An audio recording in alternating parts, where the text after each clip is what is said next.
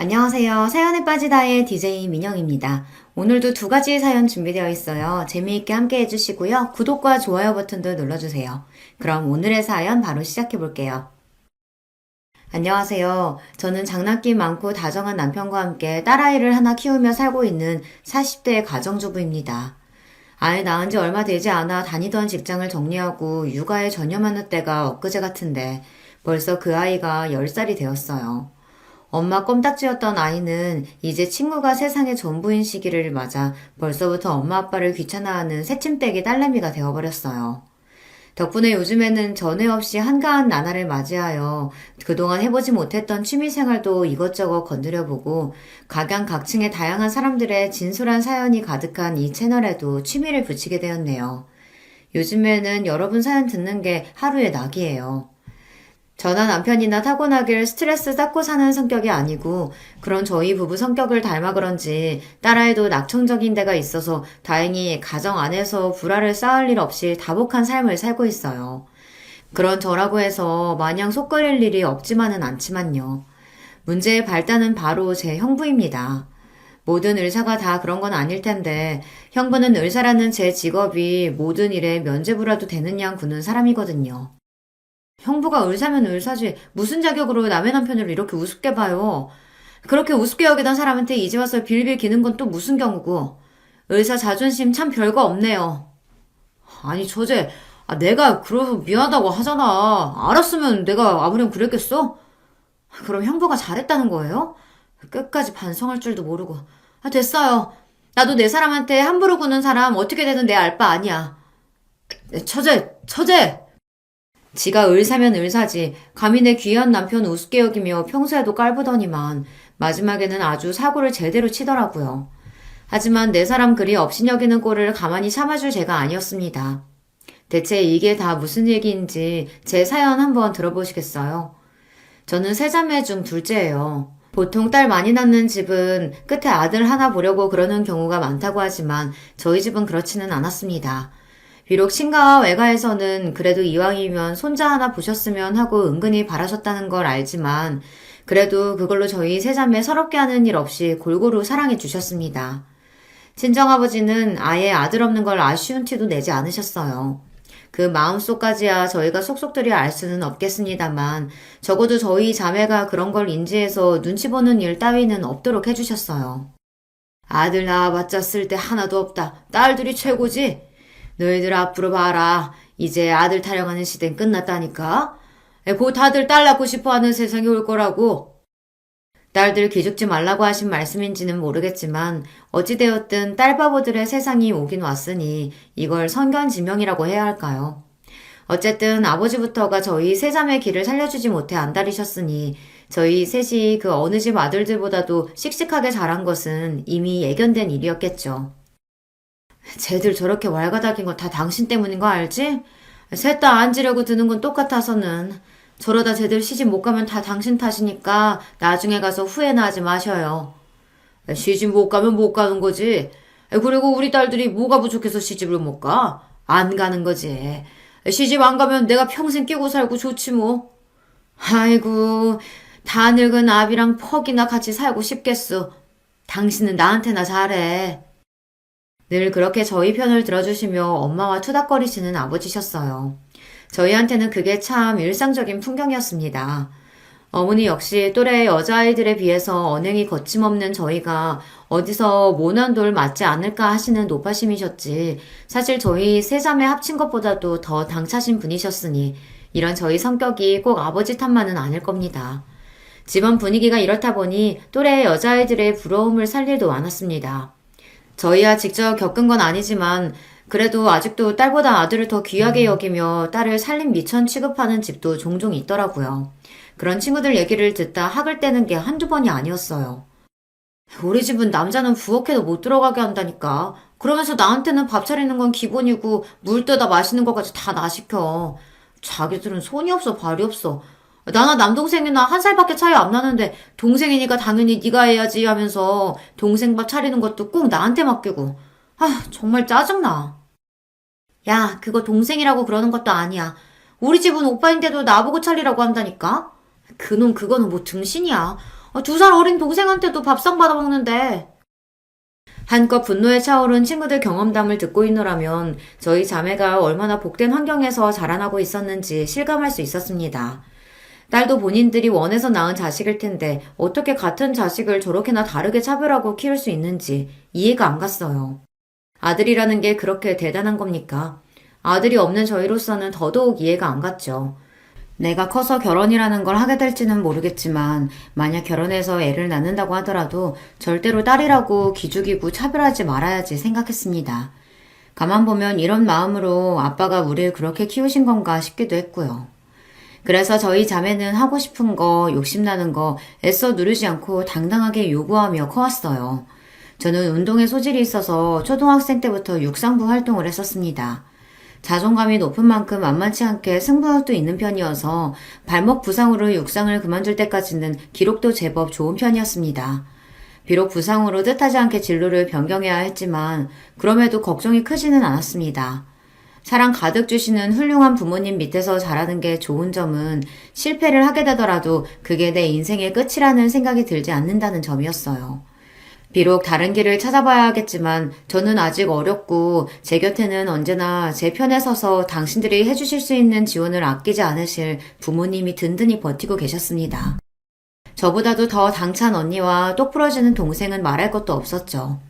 실제로 진로를 틀게 되면서 다소 그간 소홀했던 공부를 따라잡는데 언니 도움이 컸습니다. 언니가 공부를 아주 잘했거든요. 언니는 학창시절 내내 전교 1, 2등을 엎치락 뒤치락 할 정도로 머리가 좋았어요. 동생도 공부를 잘하는 편이긴 했지만 미술을 전공하면서부터는 아무래도 저만큼 공부에 전념하지 못했죠. 그래도 뒤늦게 공부 진도를 따라가려고 용을 쓰는 언니 옆에서 밤늦게까지 그림을 그리며 제 졸음을 쫓아주는 등 동생에게도 도움을 많이 받았습니다. 그렇게 저는 겨우겨우 턱걸이로 원하던 대학에 합격할 수 있었습니다. 가족들 모두의 도움이 없었더라면 언감생심 꿈도 못 꿀 일이었죠. 주변에 운동하다 뒤늦게 공부로 진로를 튼 친구들 중에서도 가장 큰 성과를 거둔 셈이었어요. 그렇게 학교 생활 열심히 하다 스포츠 에이전시 쪽으로 취업을 했고 역시 지망하던 대학을 졸업한 동생도 갤러리에 취업하면서 저희 자매는 어엿한 사회인으로 성장하게 되었습니다. 가장 늦게 취업한 건 언니였어요. 법조인의 꿈을 키우던 언니는 대학 졸업 후 로스쿨에 진학했고 과정이 끝나자마자 변호사 시험에 합격해 로펌에 입사했습니다. 시험 성적이 좋아서 이미 취업이 내정되어 있었던 만큼 언니의 앞길은 그야말로 창창했습니다. 이 나이에 겨우 취업한 언니 그동안 술 사 먹이느라 너희들 고생이 많았다. 언니가 이제부터는 얻어먹은 거 열심히 갚을게. 오, 이제 변호사 선생님 실컷 뜯어먹을 수 있는 거야? 이거 술 조공한 보람이 있구만. 술은 둘째 언니가 마셔놓고 생색은. 언니 변호사 시험 합격 겸 로펌 입사 축하주를 얻어먹는 자리에서 얼마나 기분이 좋았는지 모릅니다. 그동안 우리 언니 공부한다고 예쁜 옷도 잘 못 입고 연애도 제대로 못하고 그 고생을 했는데 앞으로 언니는 인생에 꽃길이 쫙 펼쳐졌다고 생각하니 얼마나 기쁘던죠. 저희 언니라서가 아니라 정말 어떤 남자가 와도 주기 아까운 사람이었어요.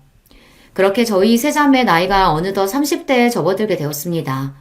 일찍이 결혼의 뜻이 없음을 밝힌 막내는 그렇다 치고 슬슬 엄마로부터 결혼 압박이 들어오기 시작했어요.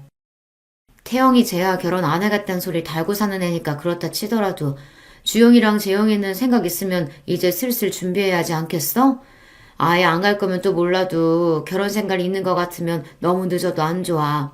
일에는 다 때가 있는 거야. 출산도 너무 늦으면 너희들 몸고생스러워서 안 돼. 애들 나이 뭐 얼마나 됐다고 벌써 결혼을 닥달해. 알아서들 하겠지. 적당히 해. 당신 눈에야 애기들이지. 밖에 나가면 쟤들 관연한 처녀야. 쟤들도 이제 30 넘었는데 그게 적은 나이야 그럼? 자기는 20 간 넘은 나 낚아채 서 장가든 주제 말도 잘한다. 아 우리 때랑 지금이야 감나무. 여전히 어머니한테는 맥을 못 추시는 아버지셨어요. 그럼에도 여전히 저희 자매들 기 살려주시느라 여념이 없는 아버지를 보고 있자면 늘 감사한 마음이었습니다. 어릴 적에도 알고야 있었지만 사회생활하면서 생각보다 성관념이 형편없는 남자들을 너무 흔하게 접하게 되었어요. 저희 아버지 사고방식이 얼마나 유연했는지 놀라울 지경이었습니다. 아버지 연세를 생각하면 더더욱 그랬죠. 저만 그렇게 생각한 건 아니었을 겁니다. 다들 사회생활 하면서 겪은 바가 있었으니까요. 나는 그런 놈들도 가정 꾸리고 사는 게 진짜 놀라울 지경이야. 도대체 얼마나 인내심이 끝내주는 여자들이면 저런 놈들을 견디고 사는 걸까? 그 꼴 보느니 속 편하게 혼자 사는 게 낫지. 뭐 동생 말도 틀린 건 아니라고 생각했습니다. 그렇게 살 바에야 혼자가 낫죠. 하지만 저는 동생처럼 비호는 아니었어요. 모자란 놈하고 하느니 안 하는 게 낫지만 좋은 사람 있으면 저희 어머니 아버지처럼 투닥거리며 사는 것도 재미있을 것 같아서요. 하면 좋고 아니면 말고 딱 그 정도였죠. 나야 그렇다 쳐도 언니들은 어때? 큰언니는 아직이지만 둘째 언니는 남자친구도 있잖아. 좋지. 아직 만난 지 얼마 안 됐으니 뭐라고 확신은 못해도 이 사람이면 결혼해도 재미있게 살 수 있지 않을까 싶기는 해. 언니는? 아직 연애 생각 없어? 이제 본 듯한 변호사님도 됐겠다. 주변에서 소개시켜주겠다고 꽤나 들쑤실 것 같은데. 글쎄, 아직 일도 손에 안 익기도 했고 아직은 별 생각이 안 드네. 결혼은 그렇다 치고 연애도? 아예 흥미 없어? 흥미가 없기보다는 뭐랄까. 잠시 생각에 잠긴 언니가 말했습니다. 난 내가 아까워. 그건 나도 동감. 저도 옆에서 같이 고개를 주걱거렸습니다. 아무렴요. 어지간한 남자는 언니 옆에 갖다 대기 언니한테 미안할 지경이었습니다. 언니, 나중에 결혼하더라도 정말 잘난 놈 아니면 데려오지 마. 어설픈 놈 데려왔다간 내가 언니 결혼식장에서 깽판 칠 테니까. 아주 언니 시집가지 말라고 고사를 지내라. 그렇게 실없는 소리를 주고받으며 셋이서 깔깔거렸습니다. 이렇게 셋이 지내는 시간이 참 즐거웠어요. 여기서 누구 하나 시집이라도 가는 날에는 이런 날들을 보내기 흔치 않아질 거라고 생각하니 이 시간이 더욱 소중하게 느껴졌습니다. 아이러니하게도 그런 시간을 끊어내고 가장 먼저 결혼에 꼴이 난 건 저였어요. 남편은 같은 회사에 근무하던 직장 동료였습니다. 아무래도 회사가 스포츠 에이전시다 보니 저처럼 학창시절에 운동하던 직원들이 많은 편이었습니다. 남편 역시 마찬가지였어요. 학교 다닐 때까지 축구를 하다가 경영 공부를 하고 입사한 경우였죠. 그러다 보니 저처럼 몸 움직이는 걸 좋아하는 활발한 성격이나 뒤늦게 공부를 시작해서 대학에 진학하는 등 공통점이 꽤 많았습니다. 무엇보다도 자격지심이 없고 성격에 모난 점이 없다는 점이 마음에 들었어요. 운동을 한 여성분들이라면 흔히 겪는 일일 텐데 남자들이 요상한 경쟁심을 발휘하는 경우가 꽤 많아요. 운동을 했다고는 해도 자기가 명색이 남자인데 가볍게 이길 수 있을 거라는 생각을 하고 예의 없게 찔러보는 경우도 있고요. 그래도 같은 직장에 다니는 남자 중 본인이 운동선수 출신이었던 직원들은 오히려 선수 출신들끼리의 동질감이라고 해야 하나? 최소한의 존중은 하는 것 같은데 운동이라고는 제대로 해본 적 없는 남자들이 그런 게 더 심하더라고요. 재영씨 학교 다닐 때 육상했다며? 나도 달리기 꽤 했는데 몇 초 나왔어? 재영씨 무한하게 왜 그래? 그래도 우리가 남잔데 우리만큼 기록 나오긴 힘들지. 저들끼리 뭐가 그렇게 재미있는지 사람을 가운데다 두고 낄낄거리는 꼴이 우습지도 않았습니다. 겨우 키가 저보다 살짝 웃드는 데다 배는 남산만큼 튀어나온 인간들이 그래도 남자가 어쩌고 저쩌고 하는 꼴을 보면 결혼이라면 질색은하는 동생의 마음이 충분히 이해가 될 지경이었어요. 그럴 때마다 서글서글하게 같은 남자 동료들을 먼박주는 게 바로 남편이었어요. 아무래도 운동을 안 해보셔서 그런 말씀 하시는 것 같네요. 프로랑 아마추어를 어디 비교할 수 있나요? 그래도 우리가 명색이 남잔데 아마추어라도 운동 쉬운 거 아니에요. 몇 년을 꾸준히 노력한 실력 있는 사람들을 일반인이 무슨 수로 당해내겠어요. 그래도 그 말은 좀 그렇네. 남자 자존심이었지 여자한테 지는 게 말이 돼? 프로 앞에서 여자 남자가 다 무슨 소용이에요.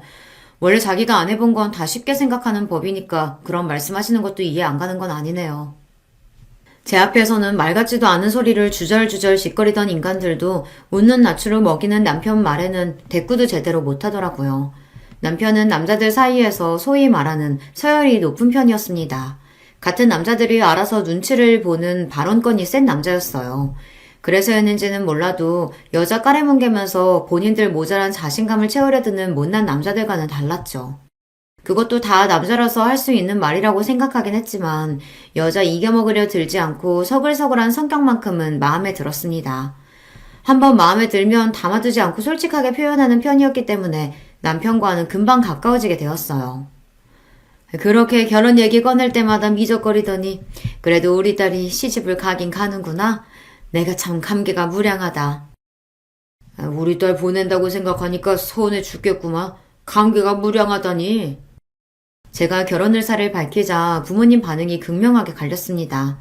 예상했던 바이긴 했지만 그래도 아버지께서 서운함에 눈물까지 찍어내시는 걸 보니 괜히 저도 싱숭생숭하더라고요. 걱정하지 마, 아빠. 아빠 딸 시집 간다고 어디 멀리 가는 것도 아니고 그 사람 데리고 자주 올게. 언니랑 동생도 제 결혼을 축하해주면서도 내심 서운한 기색이라는 걸 알 수 있었어요. 아무래도 결혼 후에는 완전히 예전 같을 수만은 없을 테니까요. 그런 만큼 함께 보내는 시간은 더욱 즐겁게 지내려고 노력했습니다. 아버지와 자매들을 기우와는 달리 결혼하고 나서 친정 문턱이 닳도록 뻔질나게 드나드는 저였습니다. 곁에는 남편이 함께였죠. 부침성이 있는 성격으로 저희 가족들과의 첫인사부터 호감을 산 남편은 결혼 후에는 저희 집안에 처음으로 들어온 사위 노릇을 톡톡히 했습니다. 처음에는 내 귀한 딸 뺏어갔다고 은근히 꽁해있던 아버지도 아들 노릇을 자처하는 사위에게 금세 마음을 열고 마셨어요. 우리 아빠 아들 필요 없다고 그렇게 노래를 부르더니 그것도 다 딸내미들 앞에서 거짓말한 거였나 봐. 제보 올 때마다 아주 입이 귀에 걸리셨어. 그러게 말이다. 저놈이 우리 재영이 뺏어간다면서 울고불고 하던 게 엊그제 같은데 참. 아, 울긴 누가 울었다 그래. 강서방이 워낙 사람이 싹싹해서 정있게 구니까 어디 마음을 안 내줄 재주가 있나 내가. 하하, 아이 장인어른께서 저를 좋게 봐주셔서 저야 늘 감사하죠. 여기가 제 친정이 아니라 자기 본가라도 된다는 듯이 자연스럽게 저희 친정 식구들한테 섞인 남편을 보고 있자면 기가 차기도 하고 웃기기도 했습니다. 아무렴 사이 나쁜 것보다야 저렇게 잘해주는 게 고마운 마음이었죠. 그렇게 남편이 저희 식구로 자연스레 스며드는 데는 오래 시간이 걸리지 않았어요. 결혼하고도 아이 생기기 전까지 연애할 때랑 다름없이 서로 짓궂게 장난도 쳐가며 참 재미나게 살았습니다. 저도 그렇지만 남편도 감정 상할 만한 일이 있더라도 그걸 길게 끄는 사람이 아니었기 때문에 큰 싸움이 날 일도 없었습니다. 가급적이면 그날 자리에 눕기 전에는 감정을 풀기 위해 노력하기도 했고 때문에 남편과 성격을 잘 맞춰가며 잘 지낼 수 있었어요. 그게 저희 친정 식구들이나 시댁 식구들 보기에 예뻐 보였는지 양가 어른들께서도 저희를 기특하게 봐주셨고요. 특히 언니는 저희 부부 사는 걸 보면서 생각이 많아진 모양이었습니다. 사실 나는 태영이랑 생각이 별반 다르지 않았었거든. 주변에 그렇게 괜찮은 남자도 없는 것 같았고. 근데 재영이 너 제부랑 사는 거 보면 결혼도 나쁘지 않겠다 싶어. 저렇게 성격 잘 맞는 사람이랑 복잡거리면서 사는 것도 재미있겠다 싶고. 언니가 결혼에 대해 긍정적으로 말한 건 그때가 처음이었습니다. 저야 결혼이 맞는 사람은 결혼을 하고 결혼을 원치 않는 사람은 안 하면 그만이라고 생각했지만 언니가 저렇게 생각을 돌린 김에 이왕이면 좀 제대로 된 남자가 나타나서 언니와 즐겁게 살아줬으면 하는 생각이 들었습니다. 생각이 없어서 그렇지 마음 돌리면 언니 주변에 남자야 차고 넘쳤습니다. 언니 조건이 워낙 좋잖아요. 한사코 거절할 때도 선자리가 그렇게 쏟아져 들어왔고 본인이 관심을 보이니 주말마다 언니 보고 선 한번 보자는 자리가 끊이질 않았습니다. 처음에는 자연스러운 만남을 추구한다는 주장을 하던 언니였지만 일할 때 말고는 바깥 출입도 잘 하지 않는 집순이였던 언니였어요. 어딜 나가야 자연스럽든 부자연스럽든 누굴 만나는 거 아닙니까? 아마 언니가 남자 만날 방법은 소개가 최선이었다는 걸 언니도 알고 있었을 거예요. 처음 몇 번 본 선상태들이 영 마음에 차지 않았던지 몇 마디 불평을 하고는 그 후로 별말을 않길래 그러다 마는 건가 싶었어요. 그래서 언니가 가족끼리 다 같이 식사하는 자리에서 결혼할 사람을 데려오겠다고 폭탄 선언을 하자 집안이 발칵 뒤집혔습니다. 갑자기? 누구 만난다는 소리도 안 했잖아. 언니 남자 있었어? 누군데? 어떤 사람인데 네가 결혼 얘기를 다 꺼내? 제대로 된 놈인 거 맞아? 확실히 잘 알아봤어?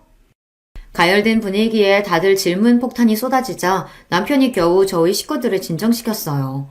이윽고 장내가 조용해지자 언니가 입을 열었습니다. 선본 이후로 그쪽에서 계속 연락은 했는데 다시 보니까 또 괜찮은 것 같더라고. 조건도 나쁘지 않고. 네가 고른 남잔데 어련하겠어. 뭐 하는 남잔데? 의사예요. 지금은 대학병원에서 일하는데 곧 개원한다나? 직업이 문제가 아니라 사람이 중요하지, 사람이. 아빠 너무 흥분하지 마시고.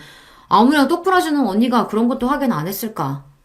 말은 그렇게 하면서도 무슨 쇼핑 갔다 왔다는 것처럼 심드렁하게 자기 결혼 얘기를 하는 언니 모습이 좀 걱정이 되더라고요.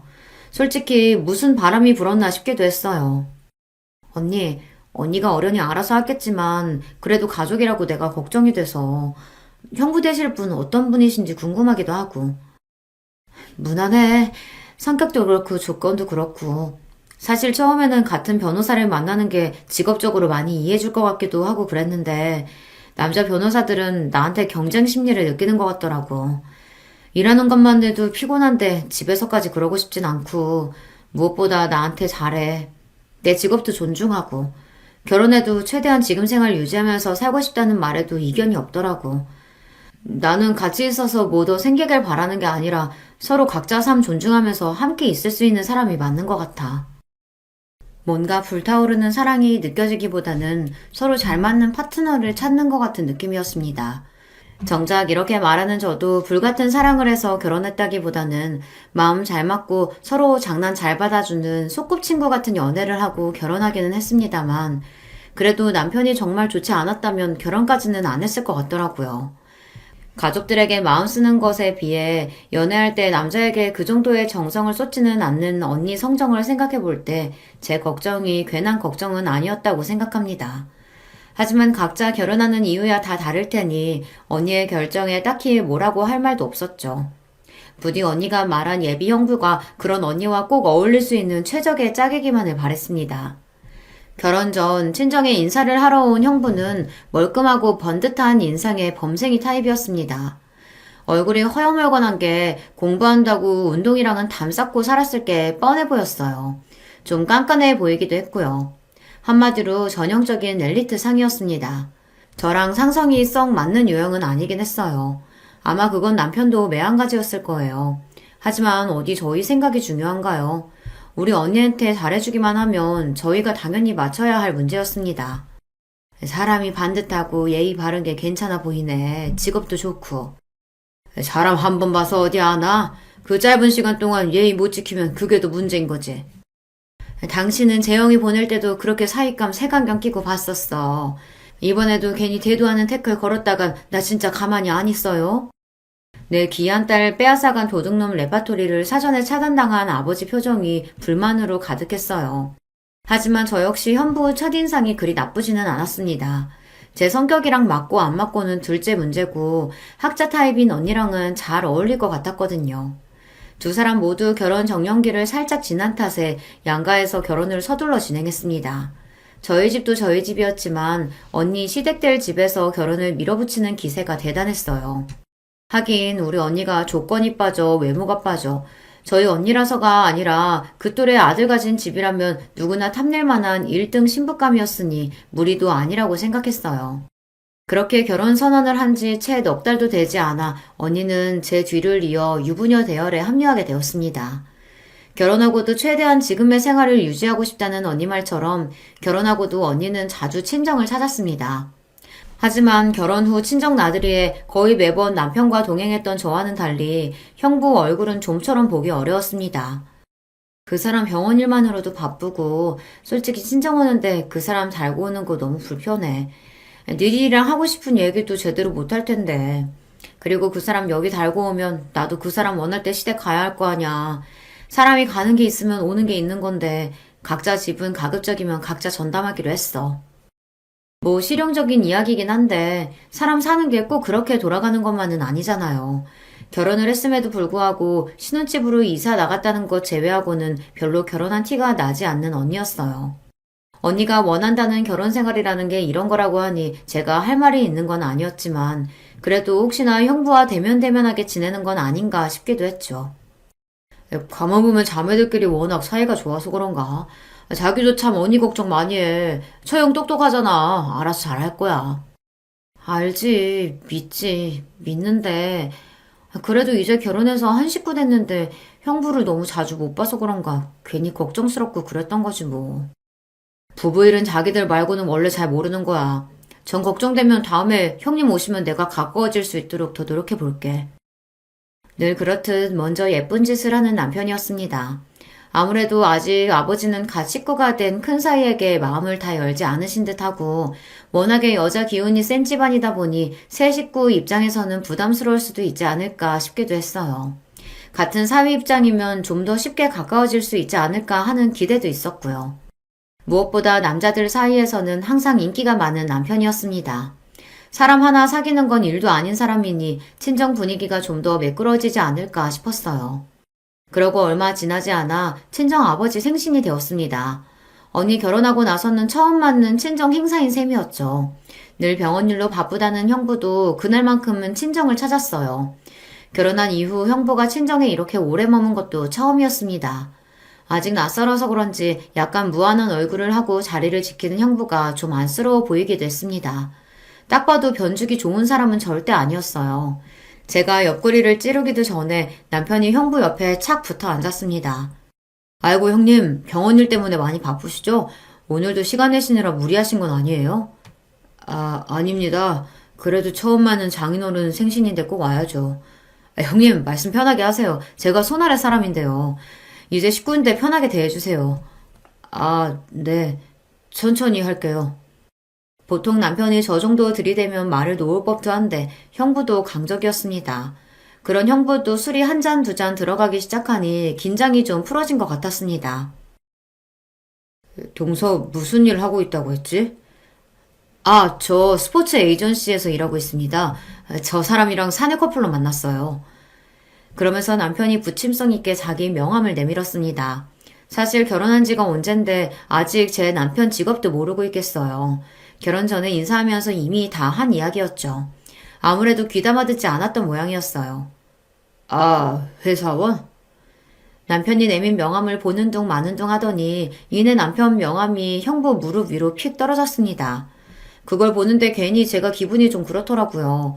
주위에 사람이 많은 만큼 눈치가 기민한 남편이었습니다. 그게 전문직이 아닌 회사원에 대한 은근한 무시라는 걸 모르지 않을 텐데도 기분 나쁜 티를 내지 않고 남편이 말했어요. 회사원이긴 한데 아무래도 전문적으로 특화된 분야에서 일하다 보니 일반 직장하고는 좀 다르기는 해요. 그래요? 별 관심 없다는 태도가 무례하게 느껴졌습니다. 그동안은 내숭이라도 잘도 떨더니 술 몇 잔에 금세 사람 바닥이 드러나는 게 어이가 없었어요. 내 남편이 그 옆에서 괜히 그런 취급 당하게 하기 싫어서 혼자 술을 마시든 말든 남편을 불러다 제 옆에 앉혔습니다. 제가 뿔난 걸 알아차린 남편이 자기가 잘못한 것도 아니면서 저를 달래주겠다고 손을 잡고 장난을 거는 걸 괜히 심통을 내며 손을 뿌리쳤어요. 참나, 자기가 의사면 의사지 뭘 한다고 사람을 무시해요? 남편 말처럼 스포츠 분야에 특화된 회사였기 때문에 전문성을 띠고 있다는 건 사실이었어요. 그리고 남편은 사내에서 꽤나 인정받는 사원이었고요.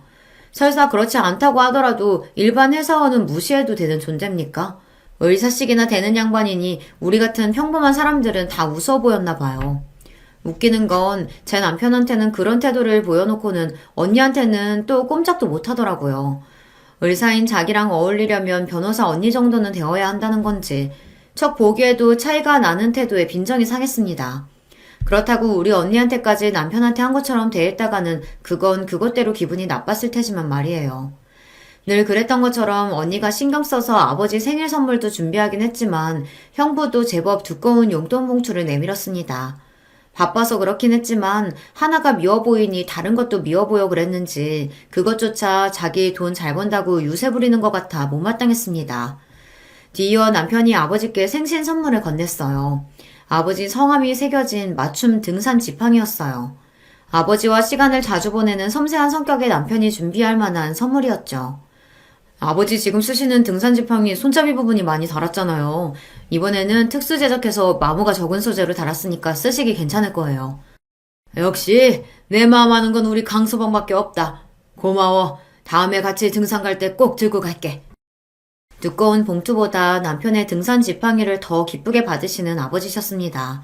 우리 사위 최고라며 평소처럼 서로 부둥부둥하는 남편과 아버지를 보는 형부 시선이 묘하게 고가워 보이더라고요. 제가 고깝게 보면 뭐 어쩔 거야 싶었어요. 그날을 기점으로 형부가 제게 미운 털이 아주 단단히 박혔죠. 형부랑 잘 지내보라는 말. 형부랑 잘 지내보라는 말 취소야. 이제 보니까 사람이 아주 음흉한 게 기분 나빠 죽겠어, 진짜. 아이, 왜 그래? 난 진짜 괜찮다니까 그러네. 난 안 괜찮아. 자기 전문직 사짜 직업 달았다고 유세 떠는 거야, 뭐야. 가족으로 엮인 사람한테도 그런데 안 그런 사람들한테 어떻게 굴지 안 봐도 뻔하다. 언니야 잘 나가는 변호사니까 그 앞에서는 고분고분 굴었나 본데 어디서 사람 무르게 보고 그런 짓을 해? 감히 내 남편한테. 아이고, 형님이 우리 재영씨 성질을 제대로 돋궜구만. 형님 이제 큰일 났네. 자기 딴에도 자존심 상하지 않았을 리가 없는데도 불구하고 제 기분을 풀어주려고 노력하는 남편이었습니다. 그딴 사람 조건으로 달리 대하는 인성 문제 있는 의사보다야 내 남편이 훨씬 나은 사람이죠. 다음번에 한 번만 더 내 가족 기죽이려고 들었다간 봐라. 내가 아주 코를 납작하게 눌러주리라 벼르고 별렀습니다. 그리고 얼마 안 지나 자매끼리 간만에 밖에서 티타임을 가졌습니다. 언니가 형부 저러는 걸 과연 알까 떠보고 싶은 마음도 있었으나 그걸 알았으면 벌써 언니 성격에 대판했을 게 분명했으니 무의미한 짓이다 싶었죠. 무엇보다 언니는 저희 남편을 좋아했으니까요. 그렇지 않았다 하더라도 제 식구 업신여기는 걸 용인할 사람이 아니었습니다. 여러 생각을 하며 언니 얼굴을 가만히 들여다보니 업무가 많은지 다크서클로 눈밑이 검었더라고요. 언니 요새 일이 많아? 무척 피곤해 보이네. 아, 그게 실은 요새 네 형부가 개원하겠다고 난리야. 언니 결혼 전에도 형부 개원한다고 하지 않았어? 그랬지. 그래서 나는 준비가 다 된 줄 알았는데 그게 아니더라고. 언니 말을 들어보니 이랬습니다. 결혼 전에도 곧 개원할 예정이라고 했던 형부는 사실 개원할 만한 여건이 다 갖춰지지 않은 상태였습니다. 개원에 한두 푼이 드는 것도 아닌데 모아둔 돈도 생각보다 많지 않아서 속으로 놀랐다고 하더라고요. 아니, 직업이 대학병원 의사인데 모아둔 돈이 그렇게 없대? 의사들은 마이너스 통장도 잘 뚫어준다며. 집안이 개천에서 용난 것도 아닌데 왜 그런데? 저도 모르게 좀 빈정거리게 되더라고요. 그렇게 내 남편 깔보면서 우습게 보더니 의사라고 대단할 것도 없네 싶은 생각이 저도 모르게 들었나 봅니다. 그런 제 말에 언니가 한숨을 푹 쉬더니 대꾸했습니다. 시아버지 사업하시는데 급하게 막을 게 있어서 빌려드렸다고 하더라고. 말이 빌려드린 거지 아들 자식 지금까지 키워서 의사 만들어놨는데 그 정도는 받아야 되는 거 아닌가 생각하시는 눈치야.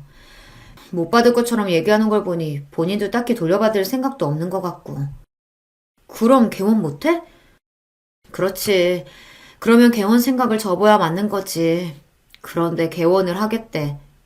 무슨 돈으로? 설마 언니한테 그 돈 해달라는 거 아니지? 동생 말에 언니 표정이 굳어졌습니다. 이놈이 언니 같은 여자 데려가서 호강은 못 시켜줄 망정 자기 마누라 돈 뜯어서 제 병원 차릴 생각을 해요. 저도 모르게 흥분해서 소리쳤습니다. 언니, 행여나 돈 줄 생각 하지도 마. 결혼할 때 각자 영역 확실히 지켜주기로 해놓고 개원해달라니. 무슨 언니한테 병원 맡겨놨어? 네 언니 물렁뼈 아니다. 대놓고 그렇게 요구하지는 못하는데 내가 대놓고 나 그런 거 못해준다고 딱 못 박았어. 내가 못해준다는데 뭘 어쩔 거야. 맞습니다. 언니가 아니라면 그건 정말 아닌 거였어요. 언니가 순순히 당하고 있을 성격이 아니라는 걸 알면서도 괘씸한 마음은 가시질 않더라고요. 이러려고 능력 있는 변호사 언니 앞에서 설설 기는 건가 싶은 삐딱한 마음도 들었습니다. 집에 돌아와서 남편에게 그 이야기를 했더니 남편도 황당해 하더라고요. 왜 안 그렇겠어요. 언니가 뭐가 아쉬워서 남편 병원까지 해줘가며 결혼 생활을 유지해야 해요. 선볼 때 언니 변호사 사무실 내주겠다고 한 번만 만나달라던 남자가 한둘이 아니었던 언니인데요. 생각하면 할수록 마음에 안 들었습니다. 재영아, 네 형부 네 언니한테 혹시 병원 해달라고 한다냐? 생각지도 못하게 훅 들어온 질문에 흠칫했습니다. 언니가 말했을 리는 없고 아무래도 동생이 슬쩍 아버지께 흘린 모양이었어요. 언니는 우리 집안 자랑이었습니다. 그런 자랑스러운 언니를 감히 물주 취급한 형부한테 동생이라고 감정이 좋을 리가 없었습니다. 가뜩이나 아직 큰 사이에게 마음을 열어주지 않은 아버지한테 저런 말을 전한 건 명백히 의도가 있는 행동이었으니까요. 내가 처음부터 정이 안 가더라니 우리 귀한 딸 데려가 놓고 그런 소리래? 자기가 의사니까 뭐 옛날처럼 열쇠 3개라도 받아내겠다는 거야 뭐야. 쟤놈이 의사면 우리 딸은 잘 나가는 변호사인데 우리 주영이 모셔가겠다는 놈이 얼만데 감히 내 딸에 그런 취급을 해. 의사라고 좀 잘 나가나 했더니 제 능력으로 개원도 못하는 놈이. 단단히 화가 나신 아버지셨어요. 아버지가 저렇게 화가 나셨는데 어머니라고 모르실 리가 없으셨습니다. 언니 속 시끄러울까봐 본인까지 거들지 않으시는 거였겠죠. 하지만 친정 내에서 형부에 대한 여론이 완전히 바뀌어버렸다는 것만큼은 부정할 수 없었습니다. 언니가 의사를 분명히 했음에도 불구하고 아직 완전히 포기한 건 아닌지 답지 않게 형부가 부쩍 자주 언니를 따라 친정에 나타나더라고요. 물론 이제 형부를 두 팔 벌려 환영하는 사람은 더는 남아있지 않았지만 말입니다. 평소 친정 식구들 눈치를 잘 보던 형부가 자신을 대하는 처가 식구들 태도가 미묘하다는 걸 알아차리지 못할 리 없었을 거예요. 몇 번 따라오는 신용하는 것도 오래 가지 않고 곧 다시 친정의 발걸음을 끊었으니까요. 속이 훤히 들여다보이는 태도에 친정 식구들의 형부에 대한 실망감은 더더욱 커졌습니다. 다들 걱정하지 마. 나 그렇게 물은 사람 아닌 거 알면서 그래. 너야 잘하겠지만 애초에 이런 상황 만든 것 자체가 마음에 안 들어 그렇지. 다른 식구들 마음도 딱 그랬을 거예요. 우리 다들 그렇게 생각했지만 특히나 아버지 눈초리는 더더욱 곱지 않았어요. 친정 식구들 중에도 아버지 눈치를 가장 많이 보는 형부였으니 친정에 머무는 게 가시방석이었겠죠. 그렇게 개원은 물 건너갔나 했는데 얼마 지나지 않아 형부에게서 곧 개원한다는 연락을 받게 되었어요. 대번에 결국 언니가 뜻을 굽혔나 싶어 퍼뜩 언니에게 전화를 했습니다. 언니, 결국 형부 병원 해주기로 한 거야?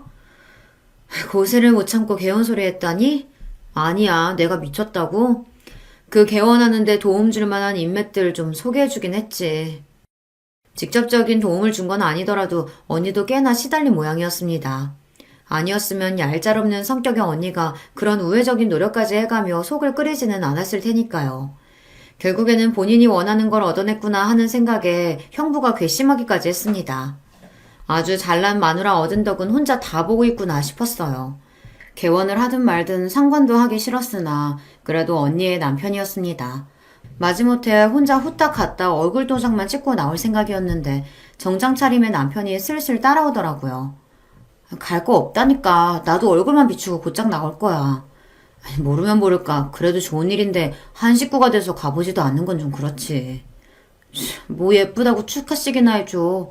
정작 형부는 우리 같은 사람 가족으로 생각하지도 않을 텐데. 속상한 마음에 소리를 빽 질렀으나 그저 허허 웃는 남편이었습니다. 웃는 낯이지만 남편 고집도 보통이 아니기에 남편을 말릴 수 없다고 생각하니 더 속이 상했어요.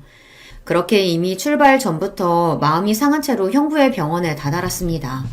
아직 이른 시간이었는데 술판이 벌어졌는지 형부 얼굴이 얼큰해져 있었습니다. 그 옆에서 본인 남편을 한심하게 쳐다보는 언니 얼굴에서 그간 적지 않게 시달렸을 피로감이 느껴졌습니다. 처제도 왔네, 처제. 나도 이제 병원장이야. 이제 언니 어디 가서 사모님 소리 듣게 됐으니까 처제도 좋지? 제가 좋을 게 뭐가 있어요. 다른 데도 아니고 병원에서 술 냄새를 풀풀 풍기는 꼴을 보자니 어이가 없더라고요. 저 뒤쪽에 저희 친정 부모님도 도착해서 슬슬 올라오시는 게 보였습니다. 그때였습니다. 제 남편을 발견한 형부가 남편 얼굴에 떡하니 손가락질을 하더니 쩌렁쩌렁 소리를 쳤습니다. 너도 왔냐? 나 병원 차렸다니까 뭐 좀 떨어질까 싶어 왔어?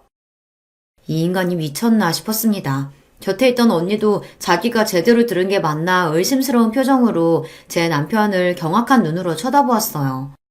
형부놈은 뭐가 그렇게 신이 나는지 제 남편 앞에서 실실 웃으며 비꼬기를 멈추지 않았습니다. 사나이가 태어났으면 한 번쯤은 이렇게 살아봐야지. 그동안 별것도 아니면서 어지간히 설치고 다니더니 어떠냐? 이게 바로 성공의 맛이라는 거야. 내가 저 사람이랑 결혼해서 엮인 것만 아니었으면 너 같은 일반 회사원, 평사원, 나부랭이 어울릴 급이 아니라고. 사위라고 딱 둘이는 거 이 모양이라니. 내가 얼마나 기가 차는 줄 아냐? 남자가 능력이 있어야지. 이건 뭐 능력도 없고 패기도 없고. 장인어른도 이런 놈이 뭐가 그렇게 좋다고. 너 우리 집안 수치야, 수치. 미쳤어요 진짜? 술을 처먹을 거면 곱게 처마시던가. 지금 누구 앞에서 행패야? 이건 선을 넘어도 보통 넘은 게 아니었습니다. 술주정으로 넘어가 줄 수 있는 수준이 아니었어요. 내 언니 닥달해서 제 분수에 넘치는 개원까지 해놓고 감히 누구 능력을 운운합니까? 당장에 형부 놓은 뺨이라도 갈길 제 기세에 도리어 남편이 막아섰습니다. 여보, 그만. 왜 막아? 막말은 저놈이 했는데. 이 사람이 진짜 미쳤나? 제부, 내가 정말 미안해요. 내가 사과할게. 정말 미안해요. 사과는 무슨 저런 놈한테 사과를 하고 있어. 이 사람이 진짜. 이게 다 무슨 짓거리야? 벼락 같은 친정아버지 불호령이 떨어졌습니다. 그 소리에 겨우 정신을 차렸는지 형부놈이 슬금슬금 저희 식구들 눈치를 보기 시작했어요. 제가 뭐 틀린 소리 했습니까? 별것도 아닌 둘째 사이랑 비교당하는 것도 자존심 상할 판에 온 식구가 똘똘 뭉쳐서 사람을 무시하고. 댁 하는 짓거리가 이 모양이니까 무시당하는 거야. 이 자격지심 덩어리야. 저도 더는 참아줄 생각이 눈꼽만큼도 없었습니다. 술 마시니 개되는 게 형편없는 인상이 그대로 나오더라고요.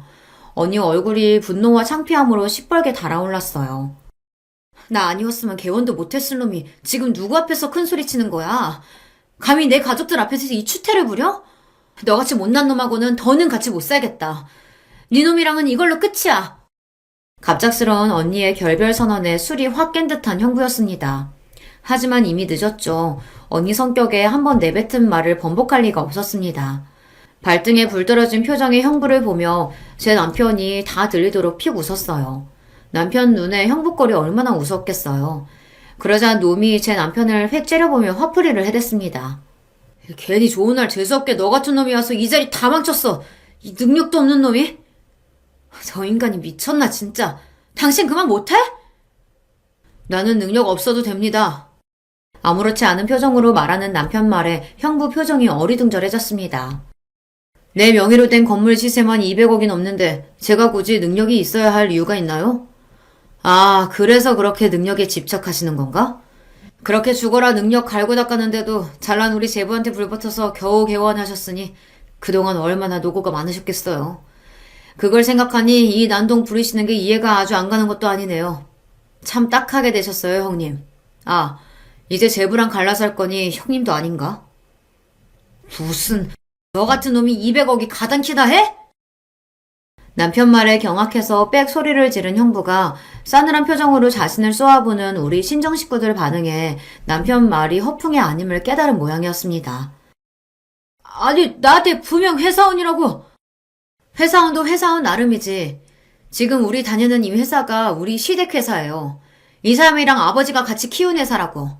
이 노력도 없이 남의 등이나 쳐먹으려고 하는 빈대 같은 새끼야. 앞서 언급한 제 직장인 스포츠 에이전시의 설립자가 저희 시아버지십니다. 남편은 평사원부터 차근차근 업무를 배워 경력을 쌓고 있었고요. 아니, 처음부터 내가 알았으면 그랬겠냐고. 아니, 말을 해줘야 알지. 내 집에 돈이 있는 걸 내가 왜 위주할 고주할 당신한테 보고해야 합니까? 그리고 돈 없는 사람이면 당연히 깔봐도 되는 거예요? 이 사람이 참 안 되겠네. 저 인간이랑 더 말 섞을 거 없어요, 제부. 나 때문에 괜히 우리 제부가 못 볼 꼴 보게 됐네. 내가 따로 자리 만들어서 제대로 사과할 테니까 오늘은 재영이랑 이만 들어가세요, 제부. 오늘은 내가 저 인간이랑 결판을 내야겠으니까.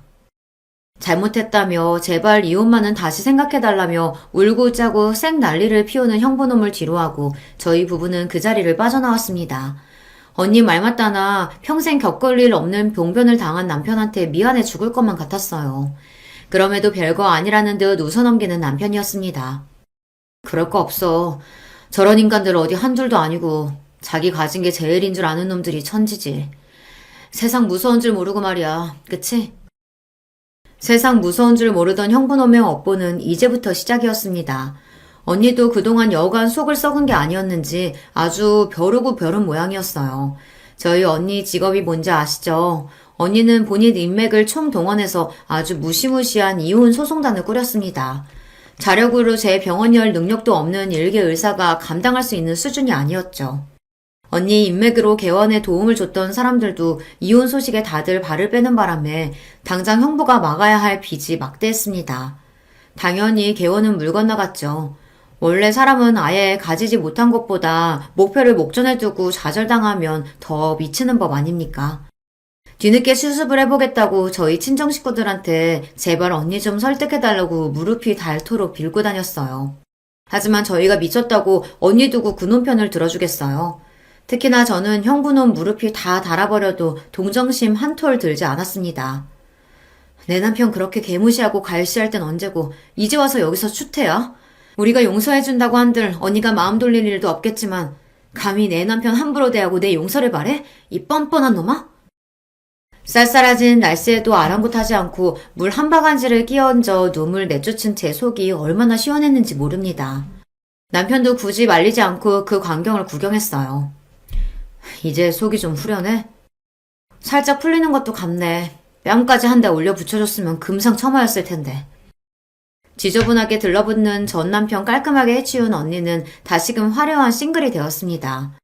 괜히 언니 결혼에 불화해 도화선이 된 건 아닌가 걱정하는 제게 도리어 언니가 말했습니다. 아니다 싶을 땐 하루라도 빨리 발 빼는 게 인생 덜 낭비하는 거야. 그 머저리 안 보고 사니 속이 다 시원하다야. 여전히 언니다운 당당한 태도였습니다. 언니가 그렇다면 그런 거니 저도 괜한 걱정은 하지 않기로 했어요.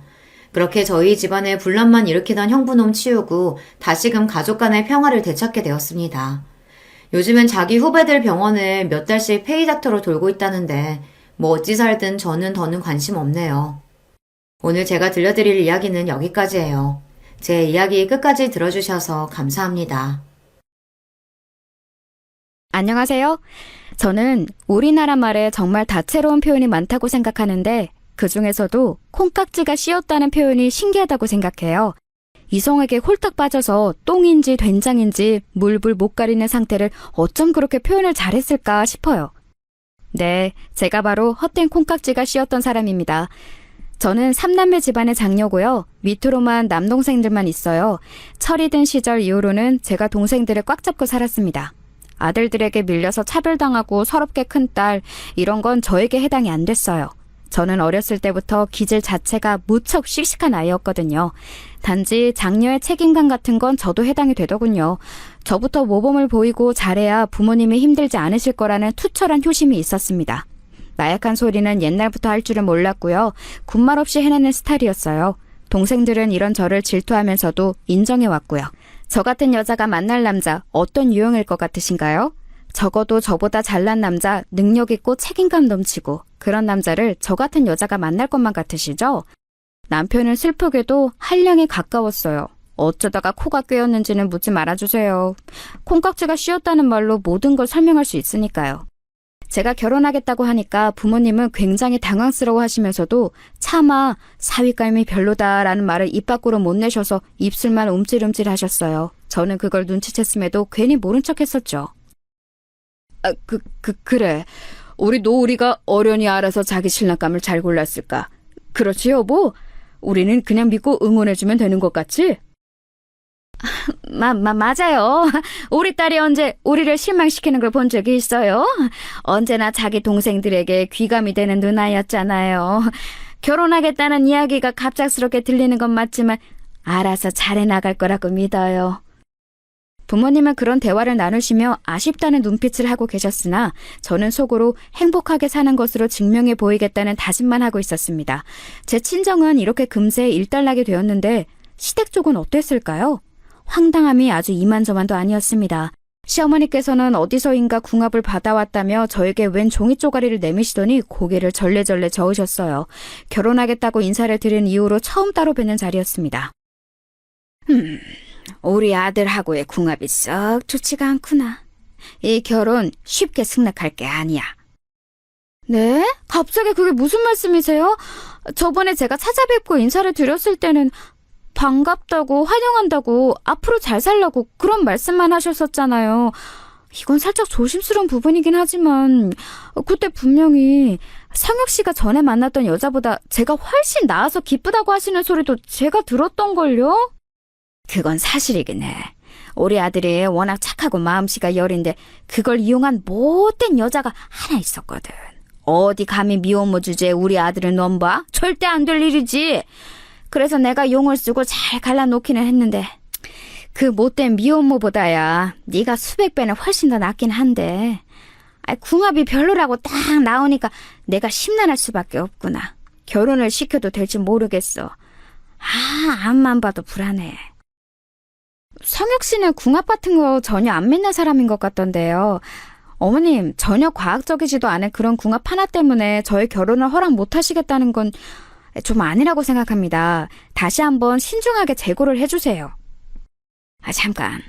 우리 아들은 너처럼 이렇게 냉철하지 못하거든. 말랑말랑한 백도복숭아 같은 게 우리 아들인데 너는 마치 돌같이 단단해서 이빨이 안 들어가는 천도복숭아 같구나. 달지도 않아서 불량품이 그런 천도복숭아 말이야. 하지만 이것만 봐도 궁합이 좋지 않은 듯 싶어. 역시 받아오니 궁합이 정확했던 거야. 미안하지만 결혼은 안 되겠구나. 저는 지금 생각해도 그 복숭아 비유가 너무 황당해서 견딜 수가 없어요. 그런데 그때는 어이없게 결혼을 거절당했다는 것에만 초점을 맞춰서 반드시 결혼을 해내야겠다는 승부욕만 태우고 말았던 것 같아요. 치기 어린 마음이었던 것이죠. 시아버지께서도 시어머니와 사주팔자 같은 걸 신봉하시는 것에 한통 속이셨기 때문에 난관에 봉착했습니다. 차마 예비시댁에서 태도를 바꾸더니 결혼을 반대한다는 민망한 얘기를 제 친정 가족들에게 할 수가 없어서 제 속만 타들어갔던 시기였네요. 남편하고도 투닥투닥 거렸었죠. 고작 궁합 때문에 결혼 허락을 무효로 하시겠다는 게 당초에 이게 말이나 되는 말이야? 사람들이 알면 비웃을걸? 나도 어처구니 없는 일이라고 생각은 하는데 그렇다고 해서 너무 우리 부모님을 안 좋게 보지는 말아줘. 두 분이 워낙 그런 걸 신봉하셔서 그래. 난 진짜 어떻게 해야 할지 모르겠으니까 자기가 알아서 해결해. 자기 부모님이니까 자기가 나서서 단판 치어. 저는 두 손을 들었었는데 그때 남편이 정말 시부모님과 단판을 지었어요. 도대체 무슨 대화가 오갔는지는 모르겠지만 남편이 며칠에 걸쳐서 시부모님을 설득해냈습니다. 그리고 바로 이것 때문에 제 안에서 남편의 점수가 더 올라갔던 것 같아요. 결혼을 그대로 밀어붙이고 말았던 것이죠. 그렇게 한 결혼 결코 순탄하지 못했습니다. 결혼하고 나서 2달이 지나가고 있을 때였는데 시어머니께서 저에게 웬 날짜를 들이밀었어요. 딱 보아하니 어디 또 용한 보살님을 찾아가서 받아오신 날짜 같았습니다.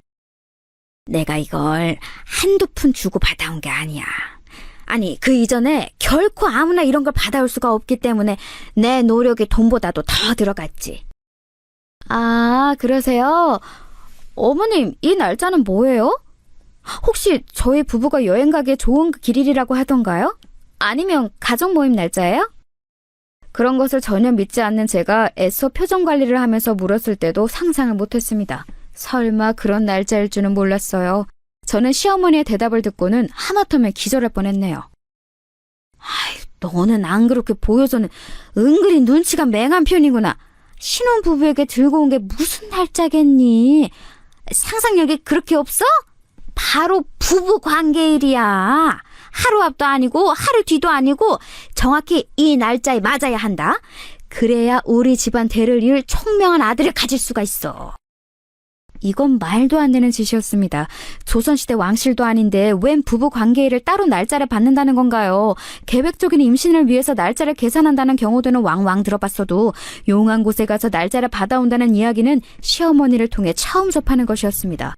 너무 기가 막혀서 어떻게 반응을 해야 할지도 모르겠더라고요. 제가 말문이 턱 막힌 채로 날짜가 적힌 종이를 만지작거리니까 시어머니께서는 그것은 응답으로 해석하신 것인지 호쾌하게 웃으시며 손으로 제 등을 퍽퍽 내리치셨습니다. 아유, 몸에 좋은 거 많이 챙겨 먹고 그래야 건강한 떡두꺼비 같은 아들을 수풍 둘셋 낳을 거 아니니. 참, 몸에 좋은 거 챙겨 먹을 때 우리 아들도 챙겨주는 거 잊으면 안 된다. 언제나 늘 항상 너는 네 몸보다 우리 아들을 우선시 해줘야 돼. 내가 차별하라고 이러는 건 아니고 우리 보살님이 며느리의 기가 강하기 때문에 그 기를 꺾고 아들의 기를 살려야 부부가 오래간다. 이렇게 말씀을 해주셨기 때문이야. 이해하지? 아니요, 사실은 전혀 이해가 안 갔어요. 그런데 결혼생활 초장부터 설왕설래를 길게 하고 싶지 않아서 그저 어색하게 웃으며 시어머니와의 그 대화를 얼른 끝냈을 뿐이에요. 그런데 시어머니께서 며칠 뒤 제가 시댁에 방문했을 때 시아버지께서 계시는 자리에서 또 그 이야기를 꺼내시는 바람에 제 얼굴이 화끈거렸죠. 결혼한 지 얼마 되지도 않았는데 시아버지 앞에서 부부 관계일이라든지 하는 이야기를 듣고 싶은 며느리는 없잖아요. 그래서 확 자리를 박차고 일어날까 하다가 옆에서 제 눈치를 살피는 남편을 봐서 그래도 참았습니다. 남편이 전전긍긍하면서 저에게 미안해하더라고요. 자기는 그런 날짜 같은 건 안 믿는다고 하면서 철저히 제 편이라고 했습니다. 그래, 시댁이 내 예상과는 다르게 좀 유별나면 어때? 내 남편만 정상이면 됐지. 연애 때도 느꼈지만 나를 잘 맞춰주는 사람 같아서 나는 이 부분이 참 좋아. 남편 하나만 보고 갈 작정이었네요. 적어도 그 부부 관계일이라는 날짜가 오기 전에는 그랬었죠. 남편이 그날따라 자꾸 눈짓으로 신호를 주길래 당연히 신혼이었으니까 저도 화답을 해주려고 했는데 그때 문득 오늘이 그 날짜 아닌가 싶은 생각이 드는 거예요. 어제는 내가 불러도 모른 척하면서 책을 보겠다느니 TV에서 재미있는 거 한다느니 온만 핑계를 다 대더니 오늘은 왜 이렇게 적극적이야? 이유가 달리 있겠어? 오늘따라 당신이 너무 예쁘고 매력적으로 보여서 그렇지. 아닌데? 내가 딱 보니까 표정이 그게 아닌데? 오늘이 바로 어머님이 전에 받아오셨던 그 날짜 맞지? 당신 지금 그 날짜를 신경 쓰고 있느라 이러는 거 맞지? 제가 거짓말은 소용없다는 식으로 밀고 나가니까 잠시 후에 남편이 수긍을 했습니다. 자기는 절대로 그런 거 안 믿고 신경도 안 쓰는데 시어머니께서 하도 이틀 전부터 성화를 부리셔서 어쩔 수 없었다고 하는 겁니다. 그러면서 덧붙이는 말이 자기는 저를 지키기 위해서 시어머니의 잔소리를 혼자 다 상대했다고 그랬어요. 일하는 와중에도 시어머니의 전화가 자꾸 왔었고 어쩔 수 없이 그 날짜에 지키겠다고 확답을 했다는 거예요. 대신 저를 귀찮게 하지 말아달라고 귀찮고 번거로운 건 다 자기가 지고 가겠다고 시어머니께 그렇게 말씀드렸다고 했습니다. 그건 꽤 가상한 발언 아닌가요? 점수 딸 만한 요소였죠. 하지만 저는 보고 말았습니다. 남편이 씻는 동안 이상하게 저는 남편의 휴대폰을 보고 싶더라고요. 비밀번호가 걸려 있었지만 저는 그동안 아닌 척하면서 곁눈질로 남편의 휴대폰 하는 걸 봤었기 때문에 비밀번호가 뭔지 속으로는 알고 있었어요. 이때 처음 사용해보게 된 거였죠. 그리고 통화 목록을 봤을 때 시어머니와 근무 중에 통화한 적이 최근에 단 한 차례도 없었다는 걸 알아냈어요. 끽해야 문자만 몇 통 주고받았던데 그마저도 시어머니께서 안부를 물으시거나 잔소리를 하시는 것에 대해 남편이 굉장히 귀찮다는 듯 단답으로 쳐낸 게 다였어요. 그래 놓고서는 저에게 자기 아내를 위해 결혼 초장부터 모친과 맞서는 남자인 척 굴었다니 진심으로 황당했습니다. 그런데 와중에 더 기가 막혔던 건 남편이 시어머니께 웬 허세를 떨고 있었다는 거예요. 약간 문장에 긴 문자가 있길래 무심코 확인했더니 시어머니께서 며느리의 기가 세서 불안하다고 하시며 보살내미지 뭔지 아는 사람이 했다는 말을 들먹이셨는데 거기다 대고 남편이 이런 식으로 반응을 했더라고요. 노을이는 내가 꽉 잡고 있으니까 괜한 걱정하지 마. 엄마, 걔가 겉으로만 강한 척하는 거고 집에서는 찍소리도 못해. 내가 씻고 나오면 욕실 앞에서 무릎 꿇고 수건대령 하는데 내가 이 정도야. 어이가 없어도 너무 없었죠. 제가 친정 집안에서 남동생 때 꽉 잡고 산 누나였는데 이런 저에게 뭐가 어쩌고 저쩌요? 저는 그 휴대폰을 든 채로 가만히 욕실 앞에 서 있었습니다. 그리고 남편이 곧 씻고 나왔을 때 그 문자의 화면을 눈앞에 들이밀었어요. 휴대폰 액정이 커져 있길래 무심코 봤다는 짧은 거짓 핑계를 댄 뒤 말입니다. 어리둥절해하던 남편은 상황 파악을 마치고서는 아연실색이 되었죠. 그리고 어떻게 했던 줄 아세요? 가타부타 말도 않고 제 앞에서 무작정 무릎을 또 꿇었습니다. 본인 모친에게 허세를 떨었던 내용무대로 본인이 행하게 될 줄은 몰랐을 테지요. 시어머니께 기세등등한 남편인 척 굴고 싶어서 그런 허세를 떨었다고 했습니다. 제 이미지를 멋대로 깎아먹고 있었던 것 같아서 저는 기분이 나쁘긴 했지만 남편이 곧장 무릎을 꿇으니까 솔직히 할 말이 없었어요. 여기서 더 화를 내면 되려 제가 예민한 사람이 될 것만 같은 느낌? 그런 게 있었습니다. 아무래도 신혼이었으니까요. 저는 남편에게 앞으로는 그러지 말라고 했고 휴대폰을 멋대로 봐서 미안하다고 저 또한 사과를 하였습니다. 이렇게 별것 아닌 일로 넘어가나 싶었는데 이튿날 시어머니께 연락이 왔어요. 어때? 느낌이 어때? 뭔가 딱 느껴지는 게 있니? 네? 어머님, 느껴지긴 뭘 느껴지나요? 저는 지금 오전 내내 업무에 치이다가 간신히 해방돼서 한숨을 돌리고 있던 참이었어요. 너무 정신이 없어서 뭐 느껴지는 것도 없고요. 통화도 지금은 어려울 것 같아요. 제가 이따 저녁에 전화 드릴게요. 야! 너는 어른이 말씀하시는데 왜 멋대로 기승장구를 내고 그래? 너 어디서 이렇게 시건번지게 굴라고 배웠어? 집에서 그렇게 교육받았니? 너 이렇게 싸가지 없게 굴 것 같으면 내가 우리 아들한테 다 일러 바칠 거야. 너 혼내라고. 혼을 내요? 제가 지금 너무 피곤해서 말씀을 곱게 못 드린 것 같아요. 죄송합니다. 어머님께서 다짜고짜 느낌이 어떠냐니 이런 황당한 질문을 하시니까 제가 머리가 좀 아팠어요. 근데요, 어머님, 기승장구가 아니라 기승전결이에요. 너 대학 나왔다고 유세 떠는 거야? 너는 대학 나왔고 나는 중졸이라 이거지?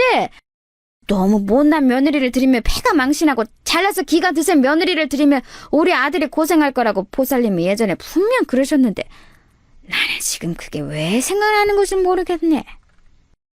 어머니, 오늘 뭐 기분 안 좋은 일이라도 있으셨어요? 목소리가 격앙돼 있으신 게 왠지 그런 것 같아서요. 저는 참고로 어머님이 중졸인지 초졸인지 아니면 대졸인지 알지도 못했습니다. 지금 처음 알았네요. 내 속 터지게 하는 망할 딸년 때문에 이러는 거지 뭐. 에이, 아니다. 너한테 이런 얘기 해봤자 뭘 하겠니. 아무튼 어제가 아주 중요한 날짜였잖아. 귀하게 받아온 날짜인데 혹시 뭐 느껴지는 게 없느냐 이 말이야. 범상치 않은 아이를 임신할 때면 아주 처음부터 몸에서 느껴지는 기운 같은 게 있다던데. 너는 뭐 느껴지는 게 없니? 응? 립스틱을 고쳐 바른 직후였다는 것도 있고 저도 모르게 그때 입술을 아주 꽉 꿰물었답니다. 저는 살면서 시어머니의 황당한 논리를 간접적으로나마 경험해 본 적이 없는 사람이었어요. 주변에 있는 종교인들이라곤 교회와 성당을 다니는 사람들 뿐이었으니까요. 그런데 득달같이 전화를 하셔서는 임신의 기운이라느니 앞으로 부족을 받아오겠다느니 그런 말씀을 하시는 시어머니를 마주하니까 속된 말로 환장해서 돌아가실 것만 같았습니다. 애써 참고 지냈더니 몇 주 후에는 이런 말씀도 하시더군요. 아우, 큰일 났다. 아주 큰일이 났어. 며느리가 직장 생활을 하고 있거든. 그걸 그만두게 하는 게 우리 아들의 앞길에 도움이 될 거라고 용한 보살님이 단호하게 말씀을 해주셨어. 전혀 없이 진지한 표정이시더라. 너 그 직장 언제까지 다닐 거니? 앞만 곱씹어봐도 시어머니의 말씀은 헛소리에 가까웠어요. 이해를 해보려고 해도 머리만 점점 아파왔죠. 게다가 환장할 요소가 더 있었으니 그건 바로 제 시누이였습니다. 갑자기 웬 시누이냐고요? 남편은 외동이 아니었어요. 위로 누나가 한 명 있었습니다. 이미 결혼한 몸이었죠. 어쩌다 보니 애석하게도 저희 부부의 신혼집은 시댁과 무척 가까웠지만 시누이는 나름 어느 정도 떨어진 동네에 살았어요. 왕래가 잦지는 않았습니다. 저는 시누이의 남편인 저에게는 심해보되는 분하고 얼굴도 잘 보지 못했어요. 그런데 이 시누이의 존재를 제 지인이 지적한 거예요. 시댁에서 간과해도 괜찮은 존재는 단 한 명도 없으며 시누이는 특히나 살펴볼 필요가 있다는 조언에 제 고개가 끄덕여졌습니다. 시부모님께서는 시누이 얘기만 나왔다 하면 세상에서 가장 속 터지는 이야기라도 들으신 분들 마냥 표정을 굳히셨고 남편은 우리 누나보다 골 때리는 사람을 본 적이 없어 라는 말을 연애할 때 저에게 슬쩍 한 바가 있었습니다. 그때는 흘려들었었는데 가만히 생각해보니까 왠지 시누이가 어떤 사람인지 제가 아직 전혀 모르고 있다는 게 왠지 이상한 거예요. 시어머니처럼 호들갑 떠시는 성격, 그 아래서 나온 딸이 저에게 전혀 아무런 상관을 안 하고 있다는 게 수상했습니다. 결혼을 한 지 꽤 된 지인 2명은 이유는 알 수 없으나 시댁 얘기를 들어봤을 때 왠지 그 시누이라는 존재가 싸하다 이런 의견까지 주더군요.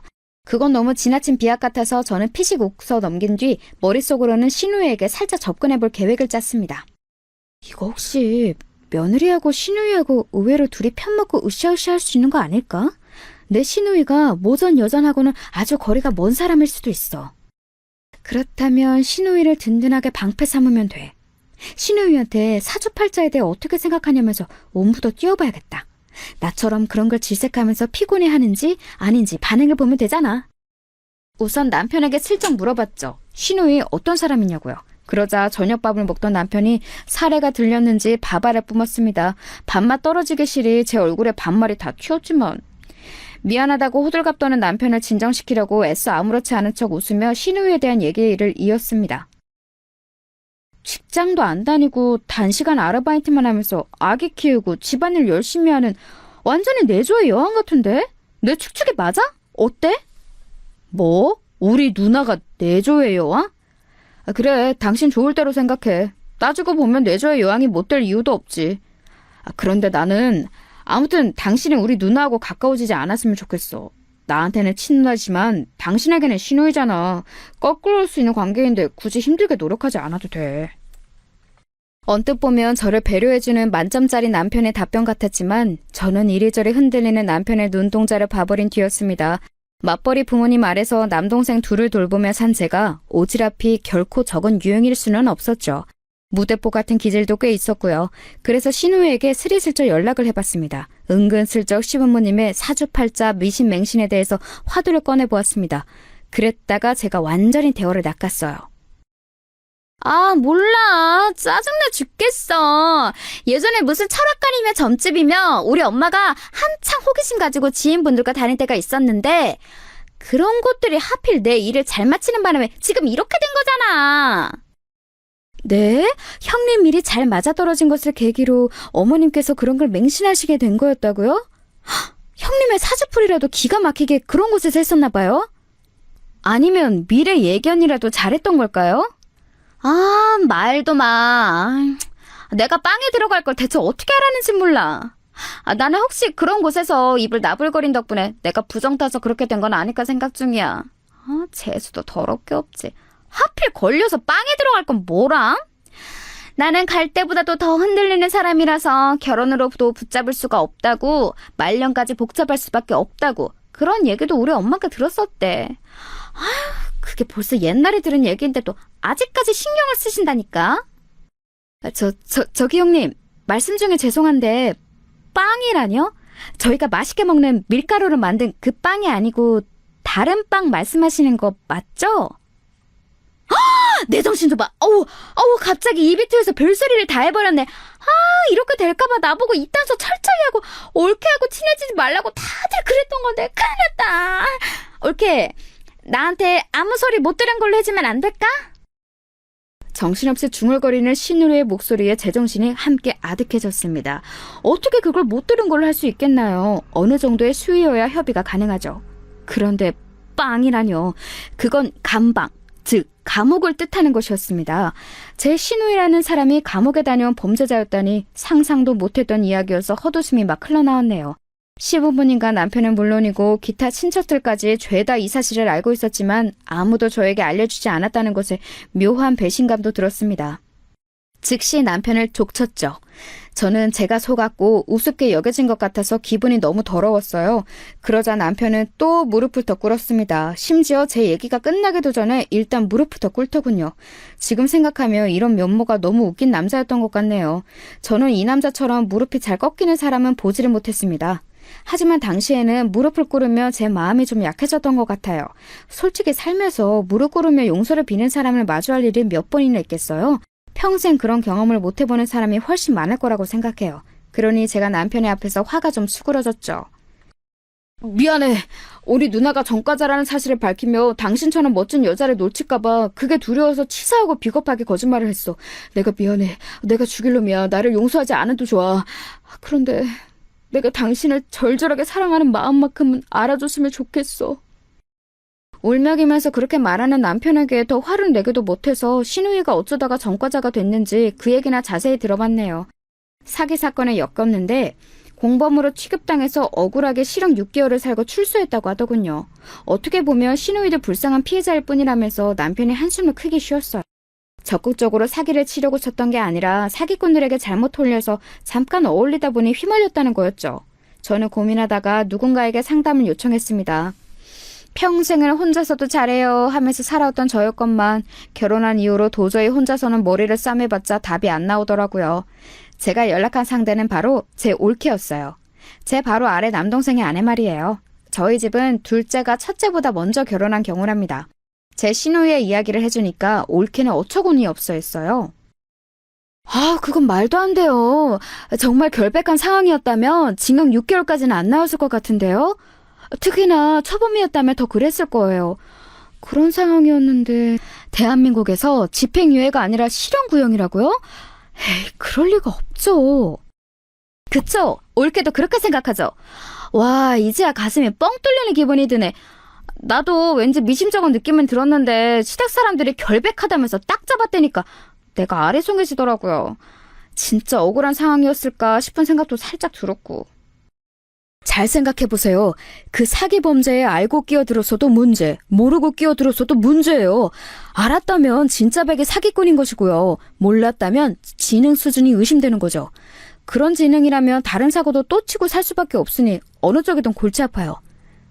그런데 그분 남편은 이런 거 다 아시고 결혼한 걸까요? 그럼 죄다 한 통속이라는 건가? 이제 보니까 심해부라는 분은 신우의 정가를 아는지 궁금해졌어요. 바로 얼마 뒤가 시댁에 1년에 몇 없는 제사였는데 그게 갑자기 반갑게 느껴지더라고요. 심해부를 만날 수 있으니까요. 제사를 지내러 모인 평일 늦은 저녁, 저를 보자 신우이가 환하게 웃으며 손을 흔들었습니다. 품에는 자기 어린 딸도 끼고 온 참이었죠. 이때 시조카가 아마 3살인가 그랬을 거예요. 전과 사실을 들켰음에도 저와 친해졌다고 생각한 것 때문인지 즐거워하는 신우에게 저도 마지못해 환한 미소를 지어주었네요. 다른 친척분들도 대거 참석하셨어요. 저는 눈치를 살피다가 왠지 혼자 동떨어져서 다가오지 마시오라는 기운을 내뿜고 있는 심해부에게 다가갔습니다. 그리고 제 휴대폰을 몰래 내밀었죠. 번호 좀 알려달라는 뜻이었습니다. 남편에게서 얻어내려고 했었는데 황당하게도 남편이 심해부 번호를 안 갖고 있다고 했었거든요. 당황해서 저를 쳐다보던 심해부는 주변의 눈치를 살피더니 아무도 안 볼 때 제 휴대폰에 자기 번호를 찍어주었어요. 만약 심해부가 신우의 전과 사실을 모르는 상태라면 제가 입을 잘못 놀려서 가정을 파탄낼 수 있었으므로 저는 다른 주제를 먼저 꺼내들며 간접적으로 캐내볼 심산이었습니다. 그래서 제가 어떤 얘기를 꺼냈던 줄 아세요? 남편의 옛 여자 얘기를 꺼냈어요. 왜냐하면 공공연한 시댁의 적 같은 존재로 구전설화처럼 내려오는 인물이었거든요. 그녀는 배우자 없이 홀로 아이를 낳아 키우는 미혼모였고 남편보다 연상이었으며 절절하게 연애를 하다가 시부모님의 격렬한 반대에 부딪혀 헤어진 사람이었습니다. 시어머니께서는 가끔 태도가 살랑거리지 못하는 제가 마음에 안 들어서 죽겠다는 표정을 지으시다가도 예전 그년보다는 낫지라고 중얼거리며 가슴을 쓸어내리셨어요. 그리고 제가 예상하건대 남편이 저하고 결혼하겠다며 시부모님을 설득했을 때 아마도 그 여자를 들먹였을 게 뻔했어요. 그 쥐뿔도 없는 미혼모와 헤어졌으니 대학 잘 나오고 똑 부러지는 저 같은 며느리는 감지덕지 아니냐며 시부모님을 설득했을 과정이 눈에 선했습니다. 시기상 남편이 그 미혼모와 헤어진 것은 신우이가 심해부와 결혼한 이후였으니 심해부에게 그 미혼모에 대해 물어보는 그림이 이상하지는 않았어요. 저는 남편 이전에 가벼운 연애만 했었고 진지한 교제는 없었는데 남편은 진지하게 상대를 만났었다고 하니까 신경이 쓰인다는 식으로 말을 해봤습니다. 그러다가 얘기가 흘러가면 신우의 정가를 아는지 아닌지 슬쩍 건드려볼 심산이었던 거예요. 그런데 이게 웬일인가요? 제가 또 의도치 않게 대어를 낚아버렸어요. 아무래도 저는 낚시를 했어야 했나 봐요. 그랬다면 강태공으로 이름을 날렸을지도 모르죠. 심해부가 그 미혼모 질문을 받고 나서 갑자기 한숨을 푹 내쉬더니 머뭇거리면서 저에게 이런 소리를 했습니다. 이건 너무 조심스러운 얘기인데 암만 해도 뭔가 짚히시는 게 있으니까 갑자기 그 여자에 대해 물어보시는 것 같아서 그냥 허심탄회하게 말씀을 드리렵니다. 아마 처남은 지금도 그 여자를 만나고 있을 거예요. 엊그제 제사 때 은근슬쩍 처남에게 아직도 못 잊었냐고 지나가다 물었는데 여전하죠 라고 답을 하더군요. 남자끼리는 그 뉘앙스가 뭔지 바로 알 수 있어요. 현재 진행형이라는 뜻입니다. 청천벽력이었습니다. 저는 하마터면 퇴근길에 쓰러질 뻔했어요. 그 정도로 심해부의 발언을 듣고 많이 놀랐습니다. 그렇게 놀랐다는 티를 내며 심해부가 입을 다물까봐 약간은 태어난 척을 했어요. 그랬더니 심해부가 한숨을 계속 쉬면서 자기 생각을 저에게 알려주더군요. 저하고 결혼할 때까지는 그 미혼모를 다시 안 만났을 텐데 왠지 결혼을 하고 나서 임무완수라는 심정으로 남편이 다시 그 미혼모와 만나기 시작했을 것 같다고 했어요. 시부모님의 눈을 완벽히 피하기 위함이었죠. 특히 시어머니께서 그 미혼모를 치가 떨리게 싫어하셔서 예전에 경기까지 일으키신 적 있다고 그랬습니다. 그 미혼모를 내쫓는 부적을 여러 장 받아오신 적도 있었다네요. 하지만 그럴수록 불타는 것이 로미오와 줄리엣의 사랑인 법이라며 심화부가 씁쓸한 말투를 저로 위로했습니다. 남편이 정말로 옛 연인과 바람을 피우는 것인지 아닌지 그 진위 여부를 확인하기도 전에 저는 당장 진이 빠져버렸죠.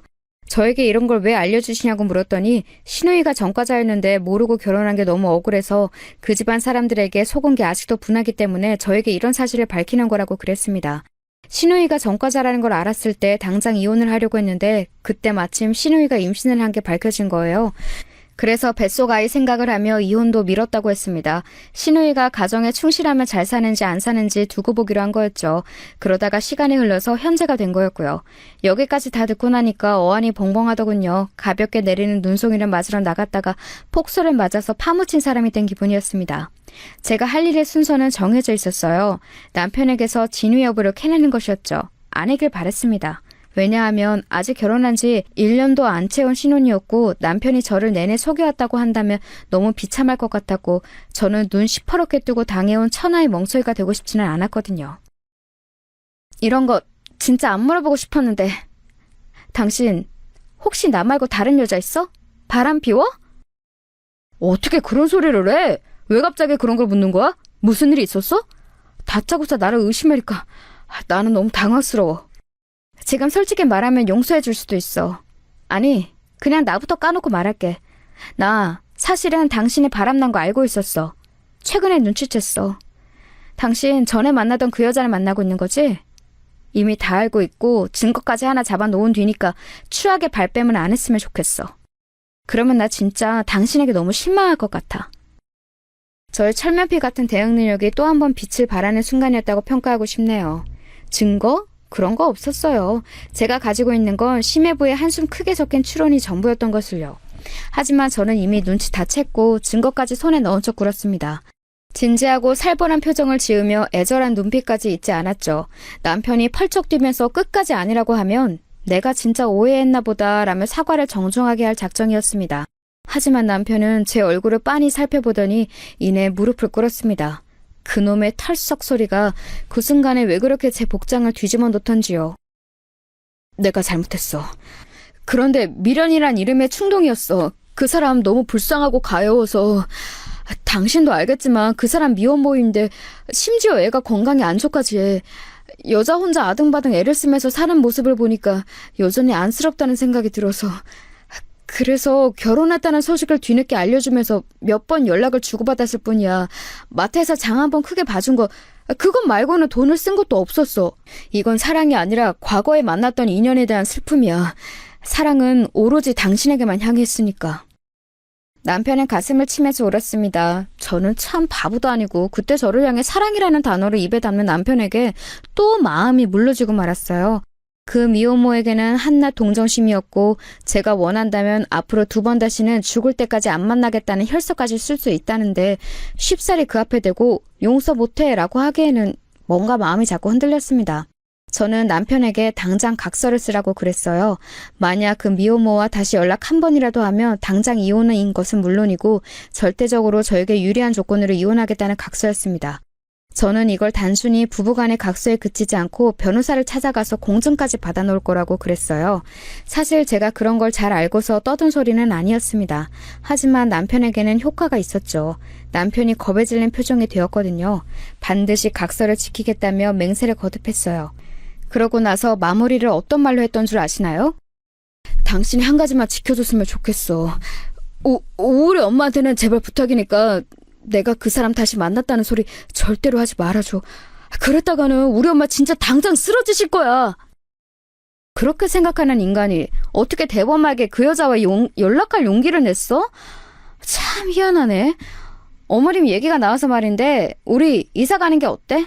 나는 이제 어머님하고 가까이 살고 싶지가 않아. 시댁과 아주 멀리 떨어진 곳에 사는 며느리가 되는 게 나의 새로운 꿈이 되었거든. 그 꿈이 이루어지도록 당신이 협조 좀 해줄래?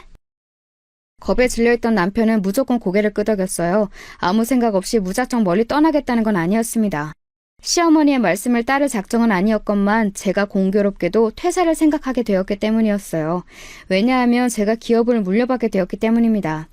저희 외갓집이 식당을 꽤 오래 운영해왔어요. 제 외할머니의 동생 되시는 이모할머니께서 운영을 하시다가 당신의 장남에게 물려주셨는데 어쩌다 보니 도맡아 하시기 어려워졌어요. 다른 사람에게 넘기며 큰돈 만질 수 있었을 텐데 저희 부모님께 연락을 주셨습니다. 부모님은 아빠의 정년퇴직 이후 귀농 생활을 천천히 그리고 계셨기 때문에 곤란해하셨고 저희 3남매에게 의견을 물어보셨어요. 그랬다가 회의 결과 제가 한번 맡아보는 게 낫겠다고 얘기가 된 거예요. 저는 생각도 없었는데 동생들이 강력히 누나는 뭐든 잘하니까 가능하다며 저를 추천하였습니다. 부담돼서 식은땀이 나올 지경이었지만 그 가까운 식당 생판 남에게 넘길 수는 없다는 생각으로 제가 일단 해보기로 했어요. 올케가 전적으로 저를 돕기로 했고 이게 참 든든하더라고요. 이사를 간다고 했을 때 시댁에서 상의도 없이 뭔 짓이냐며 화를 내는데 제가 외갓집에 가업을 잇기 위함이라고 하니까 태도를 바꾸더군요. 예, 너 진짜 웃긴다. 너는 집안에 그런 좋은 식당이 있었으면 진작에 얘기를 했어야지. 왜 깜찍하게 숨기고 있었다니? 아무튼 우리 아들이 네 덕에 그런 번지르르한 식당의 사장님도 되어보는구나. 이거 참 고맙다. 갑자기 웬 남편이 사장님이라는 것인지 어이가 없었는데 제 앞에서 남편이 눈치를 주면서 장단 좀 맞춰드려 이런 신호를 보내길래 어쩔 수 없이 고개를 끄덕여 드렸네요.